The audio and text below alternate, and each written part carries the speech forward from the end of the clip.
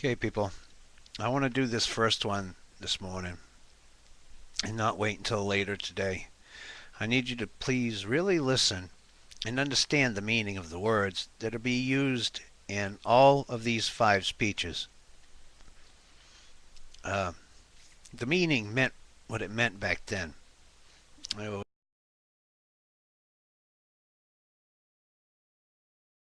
was not so much. We also nowadays have to have an understanding that all of our activities on YouTube would need to meet more stringent conditions of our behavior than even Sesame Street or even the old ratings of the 40s on TV or the 30s. Like, damn was such a big thing in Gone with the Wind. For him to say that one word, damn. Well, now that's what we're faced against. We pretty soon maybe they'll start rating us on our facial expressions and saying, well, certain facial expressions are not allowed either because they carry connotations of one nature of another. So it's getting ludicrous. So please understand these words. They came from the time. This is pre-World War II.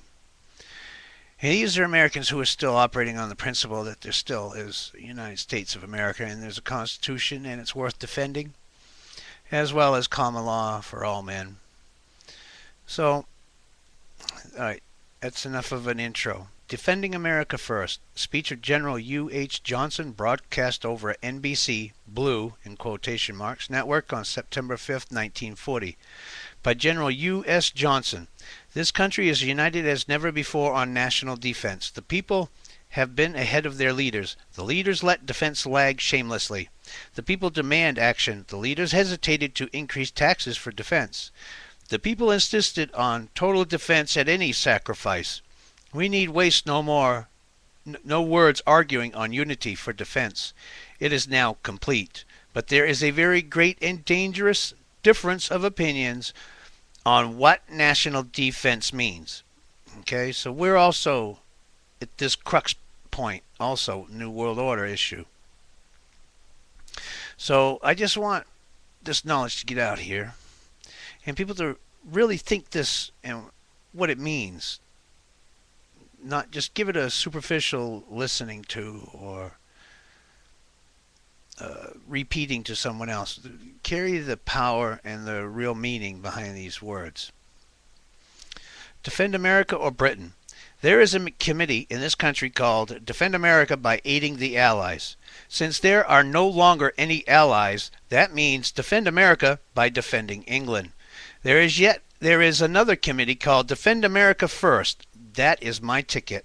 The Defend England Committee announced yesterday that of England's 2 million soldiers, 1/4 of them, or 500,000, are armed with American Army rifles, and that 100,000 tons of arms and explosives had been taken from our defense and sent to Britain. 80,000 machine guns, 700 field artillery guns, and mountains of ammunition. All are shortage items with us. This committee wants to send from our Army its flying fortresses, bombers, tanks, 250,000 more rifles, and the marvelous American secret bomb sights. It wants to use our flying fields to train pilots for Britain and thinks we ought to detach a lot more ships for Britain's Navy. What American defense lacks. The same day's news disclosed that our own Army has less than 300 first-line combat planes and only 59 heavy bombers. We have ordered only 1,500 modern fighting planes, only 176 heavy bombers. Many of them will not be delivered for over a year. We have not even enough modern equipment for an army of 100,000 men. We have not even, to use a famous weasel word, on order equipment for the number of men we now plan to conscript. I do not know just how much of this helplessness and delay is due to defending America by defending Britain, but I know that a lot of it is due to that alone. Sympathy or sense. There are very few Americans who do not hate Hitler and hope that Britons win. Our sympathies are all with England, but modern war is not risked by any wise nation, as George Washington was careful to tell us, for any reason other than its own defense or some other absolutely compelling cause. That is the reason why our friends who want us to take part in this war call their committee Defend America and add by helping Britain. They have gone a great distance with that slogan. Their argument is that our peace depends upon the British Navy. Bootlegger statecraft. They go a lot further than that. They say our peace, our Monroe Doctrine, and the tranquility of the Americas always have depended on the British Navy.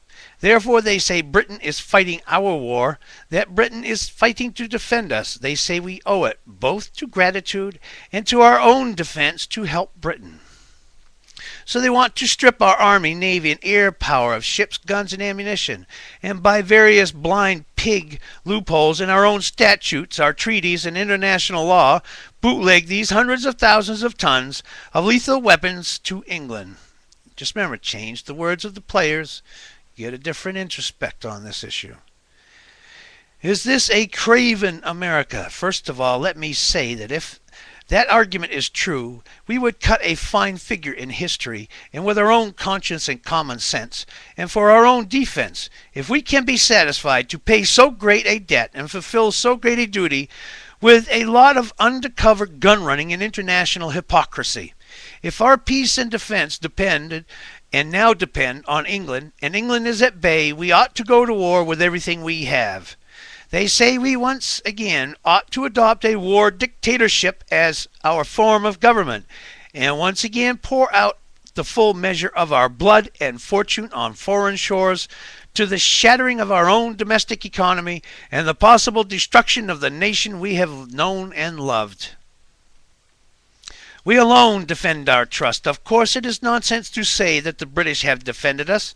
As for the Monroe Doctrine, it has been seriously threatened only twice during its existence, and England had something to do with both attempts.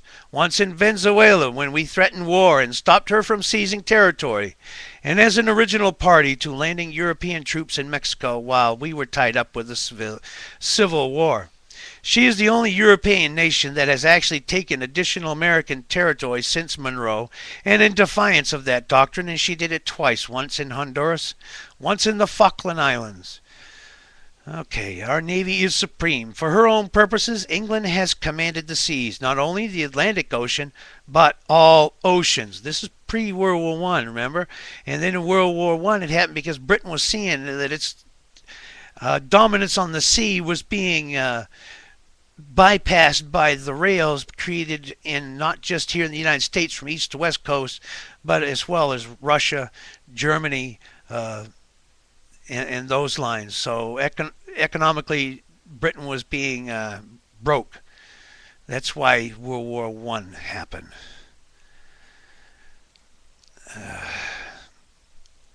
But that's an opinion, right? Right? We all have to form opinion because I wasn't alive then, so. But that's just what I keep. Whenever I go down any hole, it always comes back to that. So anyway, the next session I'll start on our Navy is supreme. Hopefully I can get the rest in and not get sidetracked on extra fill information, which most of you don't need anyway. So please have patience with me. We'll get through this.